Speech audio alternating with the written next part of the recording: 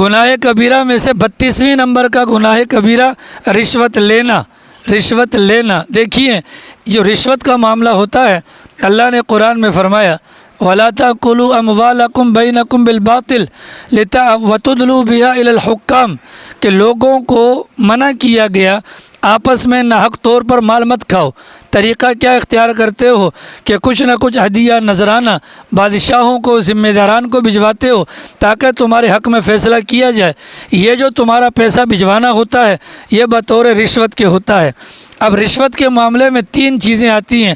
ایک رشوت دینے والا، اس کو راشی کہتے ہیں۔ ایک رشوت لینے والا، اس کو مرتشی کہتے ہیں۔ ایک رشوت کے معاملات کو طے کرنے والا، اس کو راش کہا جاتا ہے۔ الراش اس کو کہتے ہیں۔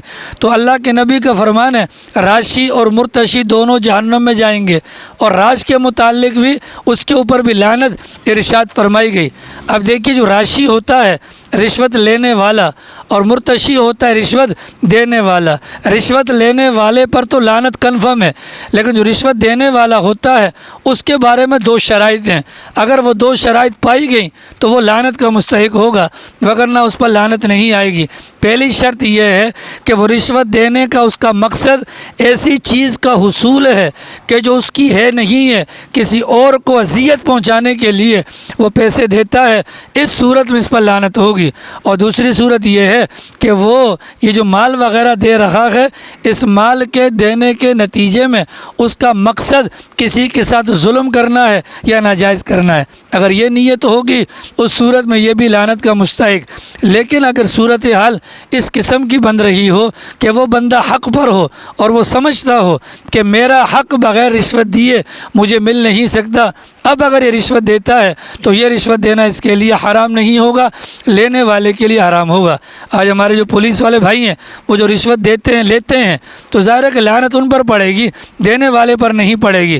اسی طریقے سے ہمارے بہت سارے کام ہیں جو اداروں کے اندر پھنس جاتے ہیں۔ مثال کے طور پر ہماری بنگالی برادری ہے یا ہماری بہاری برادری ہے، ان کے شناختی کارڈوں کے معاملات ہوتے ہیں تو جینون جو فیس ہے وہ جینون فیس کے اوپر جتنا بھی کمیشن یا جتنا بھی اپنا پیسے وغیرہ دیے جاتے ہیں وہ رشوت کی مد میں ہوتے ہیں، تو لینے والا جو ہے وہ لعنتی ہوگا، دینے والا لعنتی نہیں ہوگا۔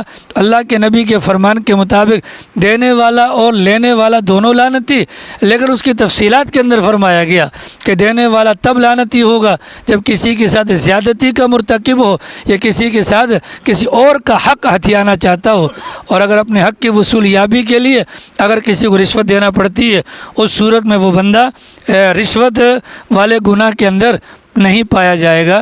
تو گناہ کبیرہ میں سے 32ویں نمبر کا جو گناہ ہے اس کا نام کیا ہے؟ رشوت لینا یا رشوت دینا۔ اگر کوئی بندہ اس عمل کے اندر مبتلا ہوگا، اس وعید کو دماغ میں رکھے تو رشوت لینا بھی گناہ کبیرہ اور رشوت دینا بھی گناہ کبیرہ، اور رشوت کے معاملات کو ماں باہم طے کروانا بھی گناہ کبیرہ ہے۔